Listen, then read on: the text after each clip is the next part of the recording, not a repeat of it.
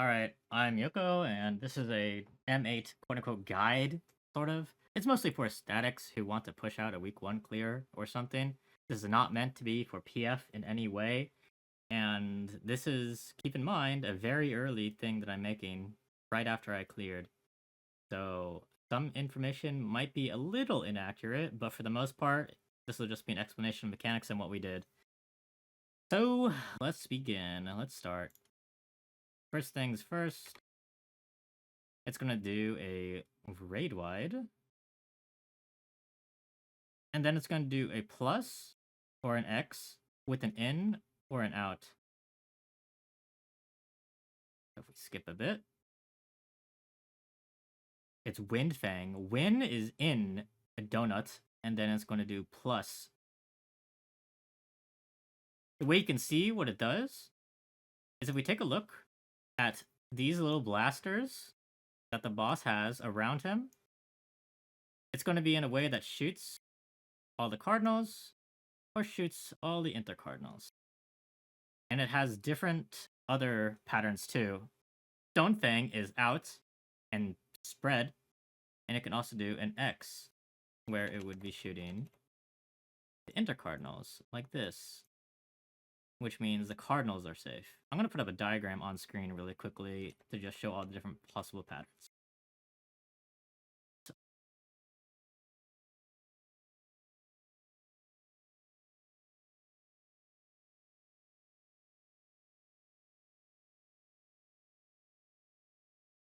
Let's take a look. Fang. But anyways, yes. So Wind Fang is always pairs, and Stone Fang is always spread. And what we do is just we go to our color marker.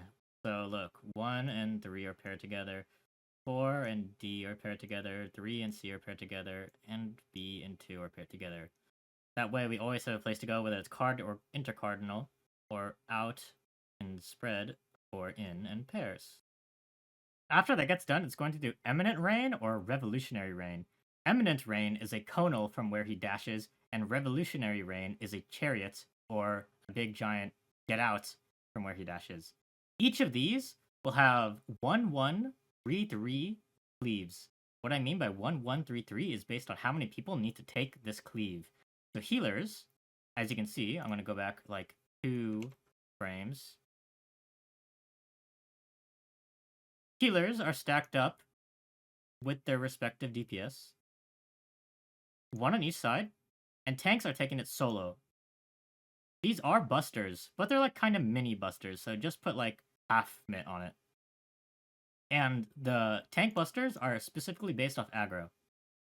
So what we're going to do is we're going to first, if I go back half a second, for the Kono one, we are making sure to look at the arrows on the box's side. So we can see here, he turns, gets ready for the cone.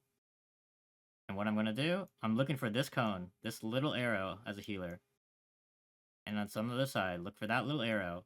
And that's where we stack and we take the cone. Revolutionary Rain, like I said, it's basically the same, but it's a little bit different. Instead of going towards the dash, you go away from the dash, and it does a chariot. Bang. Very specifically, you want to look at the dash that he's doing. You want to look at the AoE. And then tanks want to be on like the edges right here. And then the healers want to be a little bit inside. See this AoE that he's doing? It's going across the arena. You want to be a little bit inside, right around here on each one.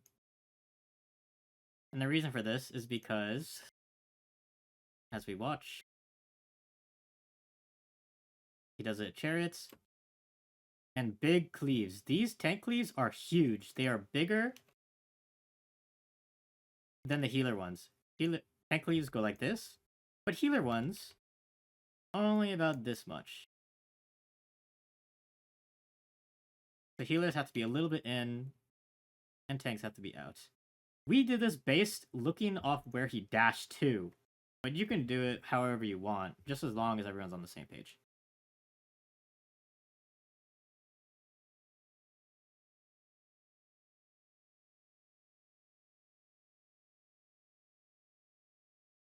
After Eminent or Revolutionary, it's going to do another AoE. Make sure to heal up. And then it's going to dash to the middle. This will be Millennial Decay. And we're going to be doing a lot of wind stuff. Does another AoE. And then we're going to look for our relative north. So you can see that a Dragon head just spawned on north. This can spawn on north or it can spawn on south. But right now it spawned on north, so we're making north my new relative.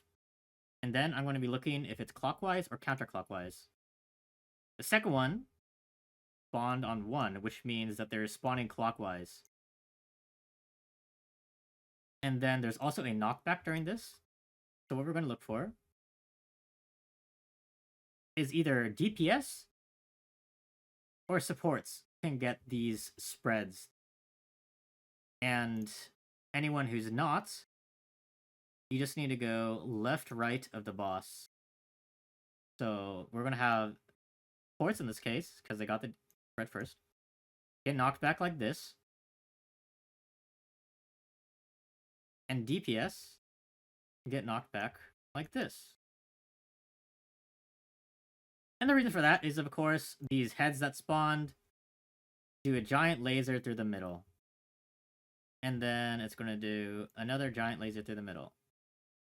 But let's look at the tempo of it.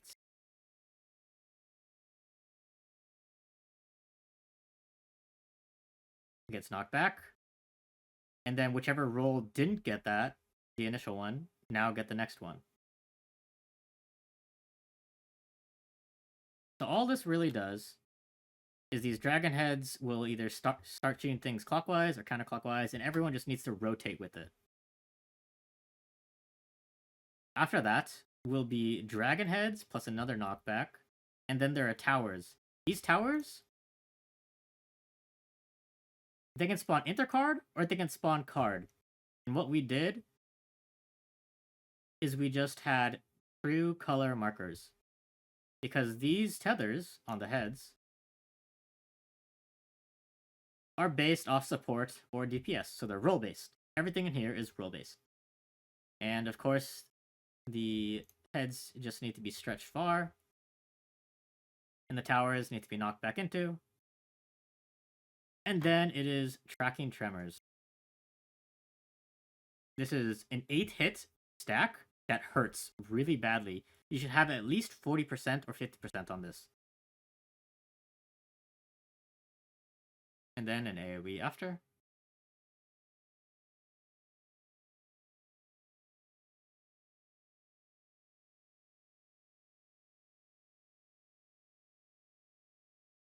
Great Divide is just a tank buster. It needs to be soaked with both tanks.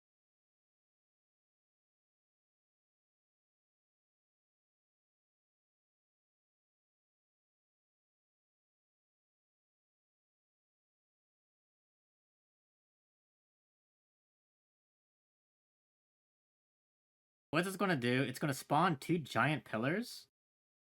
And let's pause for a second. We can see that it cuts the pillars like this.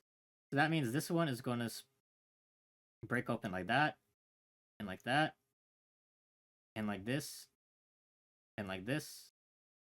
Which means 1 or 3 on the other side will be safe.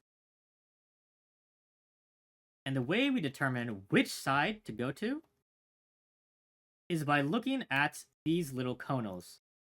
So there's going to be an X conal and a plus conal. On my side, it spawned a plus conal, which means it'll shoot 1 later, which means 1 is not safe. You can't go there. But the other side has an X conal. You can see the X right here. It's a little bit out of view, but that means that 3 is safe, which means we can go to 3. It will always do a plus or an X. Both plus and an X. And you just need to find which side is safe. We already know. It breaks open, and we go to the X. And then whichever rain that you did earlier, it'll do the opposite. So if it did eminent first, it'll do revolutionary like we did now. Or it did revolutionary first, it'll do eminent later. Bang. You already know how to do this. It's pretty simple. After this is just a few autos, and it goes on to adds phase. Alright, adds phase. Very simple. First things first, look at your tether. Which add you're tethered to means you go away from them. You stretch the tether. So you stretch the tether. Everyone takes a little bit of AoE damage. And first things first, we gotta look at the adds. So we can see, I am a Wolf of Wind. Oops. I have stuff still in there. Okay. Green orb is south. Wolf of Wind, the green ad, is on me. What this means is that this ad needs to be dragged clockwise. Because you want to drag it away from the orb that's same color. Because the orb will chase it, and if it gets to the orb, it explodes. This can spawn an opposite configuration. So say that the green orb is north, and the green ad is west. That means it would need to be dragged counterclockwise. But for this case, it's clockwise. Just make sure to pay attention. Always go away from the same color. Alright, next thing. There's a marker here on my ninja. And the ad is also casting Pack Predation. This cast bar is a tank cleave. It hurts, it's a mini buster. This marker on the DPS, or on the not tank, I should say, is also a line cleave. But it doesn't hurt that much. But it hurts a little bit. But the main thing here is that don't stack the tank cleave on the line cleave. One thing that you can do, that we did not do in this, is to have the tank cleave always go in front of the boss. So away from the orb. And the line cleave behind the boss. So let's make it like a different color. Let's do tank cleave like this. Tank cleave in front. Line cleave in back. Right? Very simple. You're gonna take some damage. Alright, now that that's settled, look at our debuffs. So you can see I have two different places to look at it. I have 16 seconds on my debuff. And you can see that the people on my side who also have the green debuff, 49 seconds and 32 seconds. This means I'm the shortest person. And I need to be taking my orb first, because when you walk into the orb, like that, you do an AoE, and then you swap debuffs. So let's just play it out really quickly, so you can see what I mean. So line cleave. You don't have to dodge that like we did. I go first. 3-second magic vuln. Next person goes. So let's look this back really quickly. Cadence is first, line cleave, and tank buster. Immediately after, go to the orb. 3 seconds later, next one go. One thing to note, healers always get paired together. So healers is always going to be the same duration of their debuff. Alright. What we did specifically to make things easier, whoever is on the green ad goes first for cleansing. So let's just play this entire thing out. Bang. 3 seconds later, 3, 2, 1. Other healer goes. It's going to be line cleave and tank buster. Bang. Green will go. 3, 2, 1. Brown will go. Line cleave and tank buster. Green will go. Brown will go.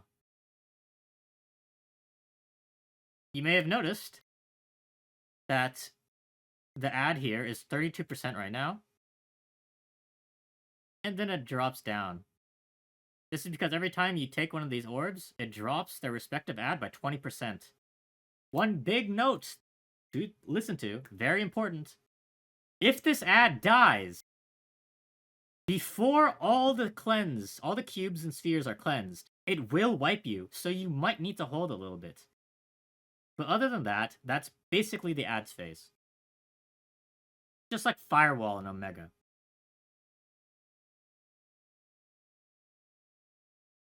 And once you kill one, you can finally attack the other. But yeah, it's Firewall, so you can only attack whichever one you have the buff for. Next up is a big ultimate. This is huge, by the way, so I recommend at least 50% mid on this. It does 3 quick slashes that probably do around 120k raw, so you need a lot of mid here. Then it does another slash that strips your shields. Right before a big ultimate hits, you need a lot of mid on that. Alright. He's level up now. He doesn't do anything crazy. He does Terrestrial Rage, which it spawns 2 lasers. 2 lasers first. These will be cleaving this area, so we can just see that these are safe lanes, right? They're very obvious safe lanes. What we do is look at the one that's on the wall, and this will be north. So I'm writing an N right here. And then we're going to either spread or stack, depending on which one we get for rolls. The healers and supports are stack, DPS are spread. Yep, and then it does the opposite. What it does here is the exact same thing that it does in normal mode. To get rid of all this. It's doing the line cleaves, line cleave, line cleave, line cleave. Which means being behind these ads are safe. What we did specifically is we looked at north.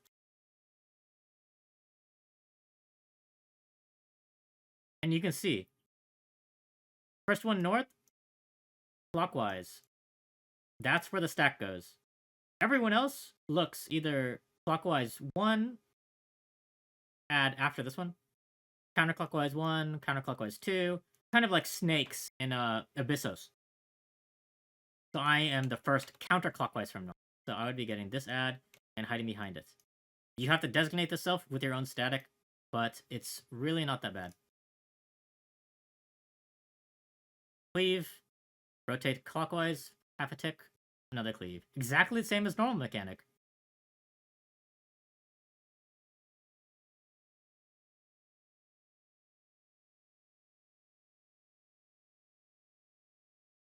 And then it does Eminent Rain or Revolutionary Rain. Same stuff as before. The only thing to care about for this one is that it spawns little dragons on the thing. So these are going to be shooting out. Yep. So let's look back a bit. You can see the dragons already. They're shooting out. You just gotta dodge them. It's the same as normal mode. It's easy. It's easy. After that is a tank buster. Just the same tank buster as before. 2-person tank buster. So it goes a mini buster cleave into a tank buster. Your rampart should be able to catch both of them. Up next is probably the biggest mechanic of this phase. Beacon Moonlight. These are half-room cleaves. Very similar to normal mode, but they're not always clockwise or counterclockwise. So, similar to normal mode, it spawns on one cardinal, then goes clockwise or counterclockwise. But you have to pay attention to the actual cleaves. So let's look. First cleave. I'm just going to cover this up.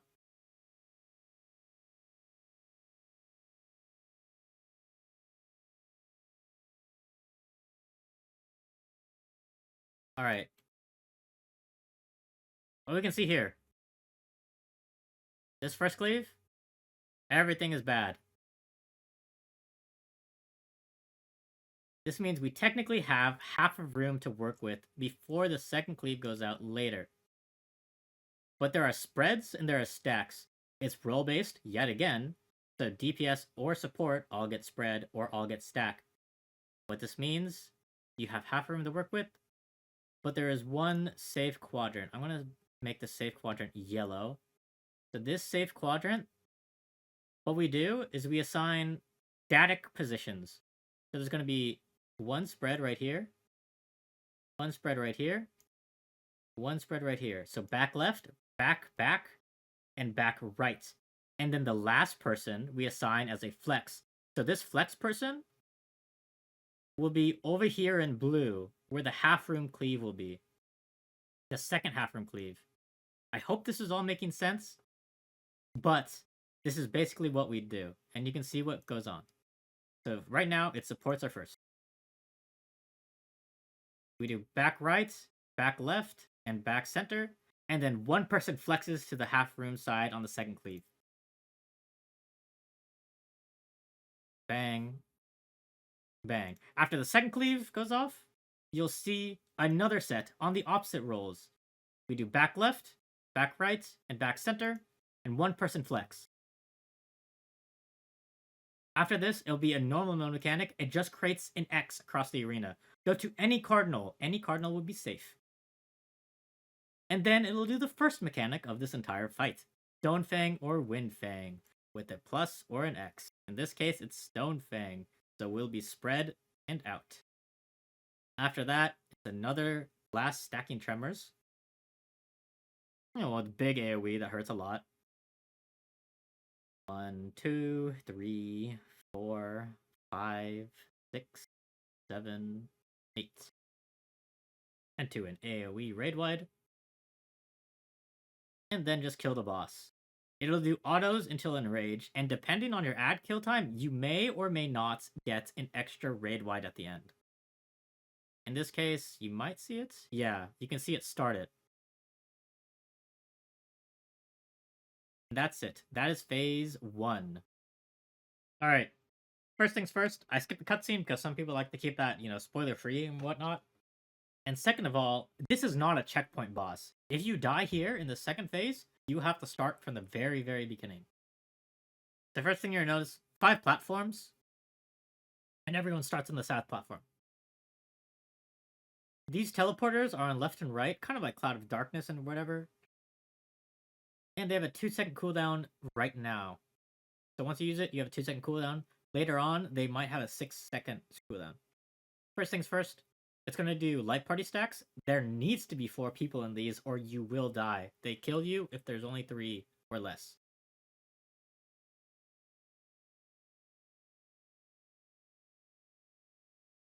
We just go left-right based on our light party.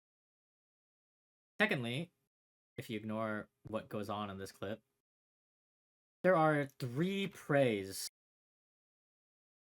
There are 5 preys in total, 3 on one side, 2 on the other. So you can see me. This is such a bad clip, but whatever. Here we go. There's 1, 2, 3. What we do here, if there's 3 on one side, we go rightmost person goes right, leftmost person goes left, and center person stays.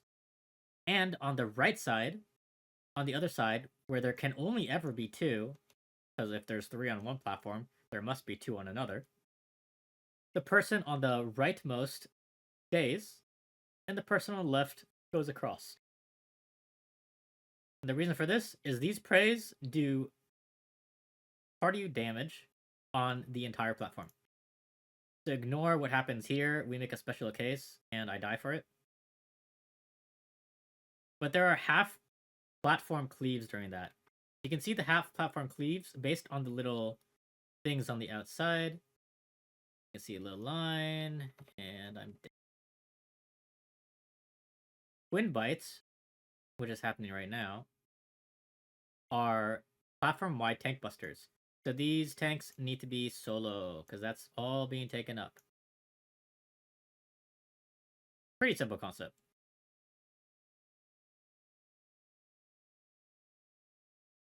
Alright, after the tank busters, you want to go back to your original platform that you did the light parties on. And then it'll do Hero's Blow. Hero's Blow is a half room cleave based on where his sword is pointing on his side of his body. And then you also need to look at the little thrusters that he has again. If these blue energies are pointing outward, then the party needs to be inside. If they're pointing inward, then the party needs to be outside. So the front of the boss, in this case, wherever he turns to, will always have one quadrant safe. In this case, it's the front right. The back platform always has 2 platforms that they need to go to. So they need to go to one or these others. Just depending on where the cleave is. And of course, they also need to do the in or out.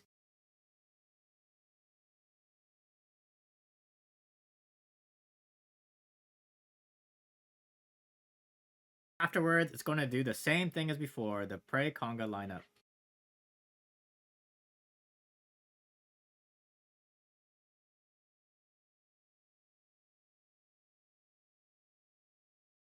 Into another light party stack.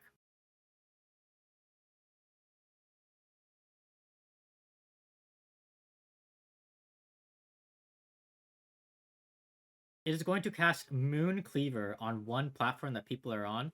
This platform will be destroyed. And you can kind of use it as your new north if you want to. But the main thing to do next is to have the tanks, one tank on the edge of the platform that has been destroyed. So they kind of circle it up. That was a little bit off. But there. And then we need to look for Elemental Purge cast bar. Elemental Purge is going off. We need to look at the tank that has a marker above his head. This tank with a marker above his head, you will want the entire party to be adjacent to him. So you need to be close to him. And what the tank that doesn't have the marker above his head needs to provoke the boss, because they will be taking a little bit more than a half room cleave. So we can see everyone gets next to Jisoo, my Dark Knight, who gets the marker. Jisoo, after the Elemental Purge cast is completed, will get an arrow debuff. And Ken, Death Snail, will be bound because he evoked the boss. Then, gonna wait a few seconds, and bang. It's gonna do cleave, a party stack, and a wind defamation. This defamation, just to note, is bigger than the entire platform, so have the tank be on the edge. But main thing to note, tank with the marker, go towards the tank with marker, adjacent platform. Tank without marker, evoke the boss.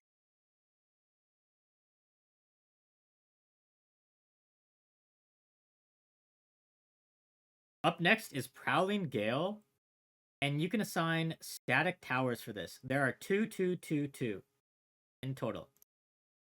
These towers in every platform, it can only spawn in these 2, 2, 2, 2 platform or enumerations.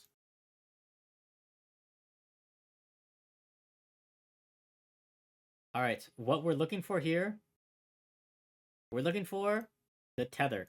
There's a tether on someone. And there's also a 2-fold Tempest cast bar. So what it's going to do is the person closest to the boss will bait an AoE on the platform, and the tether will also be an AoE. Everything here needs to be done in pairs, so the tether needs to be taken in a pair, and the close bait needs to be taken in a pair. In this case, we can see the tether needs to be taken to the outside, and my team needs to go in. The reason for this is simple. We want the tether to always be on the outside platform, so the tether can go 1, 2, 3, 4. We're just going on a merry-go-round around the arena. And of course, if it spawns on the other side, it can be 1, 2, 3, 4.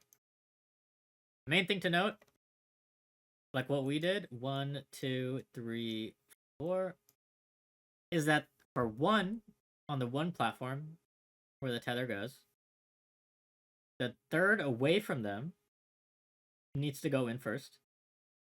The second platform needs to have the 4th people go in first. The third platform needs to have the first people go in first, and the fourth platform needs to have the second go in first. So basically, you're just alternating debuffs.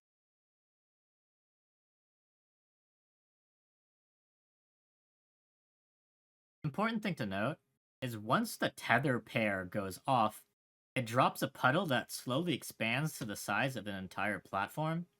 So you need to drop it directly in the back, otherwise it'll cover up the teleporters. Another thing to note, during this phase, teleporters have a 6-second cooldown rather than their usual 2 seconds. So you do have to wait a bit.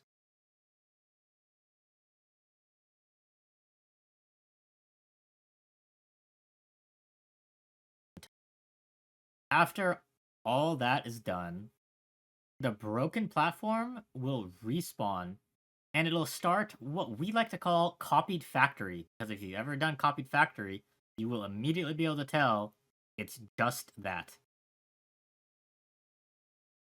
I don't really need to say much about this besides it'll rotate counterclockwise or clockwise, and it'll just do the mechanic that's next. As well as a half platform cleave that is random each time, is not alternating.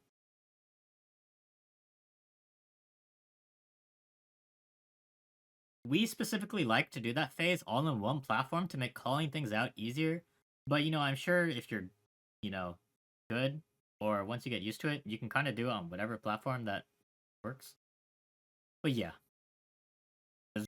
One thing I'm going to note after the fact is that there are always the same 5 set of mechanics. There's always a line cleave through the middle of the platform. There's always 2 get close to the bosses, always 1 get away from the boss, and always 1 donut in the middle of the platform.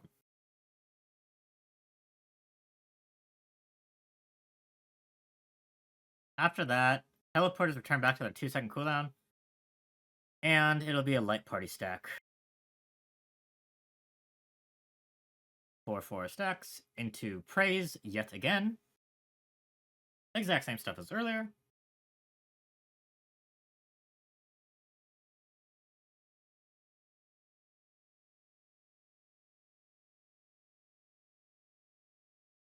Into tank busters. Same stuff as earlier.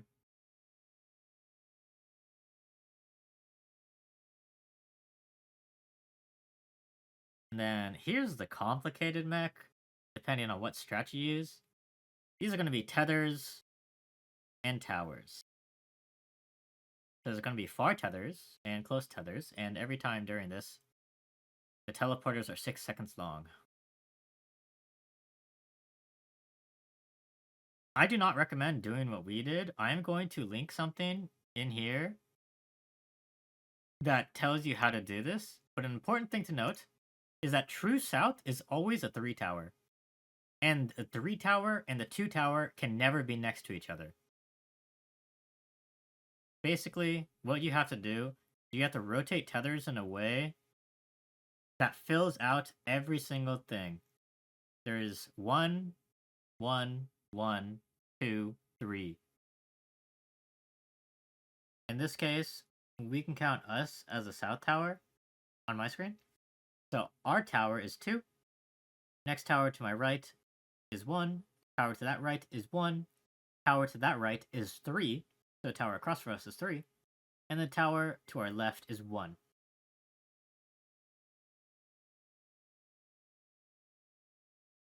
Just fill the towers out. It's going to be a half rim cleave plus in or out.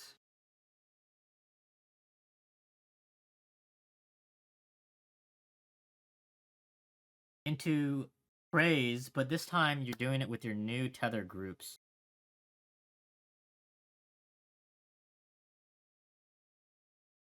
Anyways, I'm going to go link the tether strat now. Okay, so let's take a look at this. This is what you're going to do that I would heavily advise for you to do. Main thing here, the re-tower is south. Healers always start south. This is the initial setup right here. So, all DPS go to the east platform, to the right of the healers. Tanks go to the northwest platform. And then all you really need to do is that blue tank, tethered to the blue DPS, always gets the 1 and 1 east and west. And the DPS with blue always go to the 1 that's here. And these are the two cases. There's two patterns. It's very simple. You just gotta read this logic that's up here. And good luck. It's not that bad, honestly. Credit to Alice Lovely for making the strat. Alright, so after the half frame cleave and praise, it'll be the Enrage sequence. It does a platform-wide stack marker tower on the main tank. And it does 8 hits. And it's just a lot of heavy raid-wide damage. Once Moon Cleaver is being casted, you need to move out because it destroys the cast. It destroys the platform. It does 8 hits. Howling 8. It's going to do 1, 2, 3, 4, 5, 6, 7, and 8.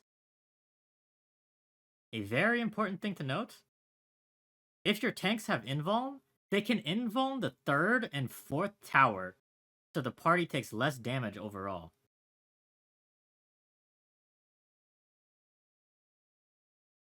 But this is the Enrage sequence. If you're about, like, I don't know, 9% with LB3, you should be able to make it. Maybe like 12%? 12% maybe?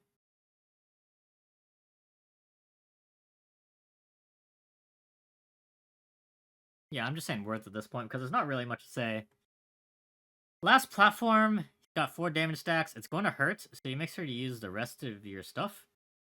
One thing to note, you can probably get 90s on everything. You can get 90s if you use them on the first tower, because they're 20 seconds apart. And that's basically the fight. And I hope you have a good time, because this tier was pretty fun. This was my quote-unquote guide. I'm not a guide maker, nor do I want to be a guide maker. This is just made for some friends who want to clear the tier in week 1, but need a little extra information. See ya, and hope you liked it. If you have any questions, leave them in the comments, and I'll try to answer. Yep, bye-bye.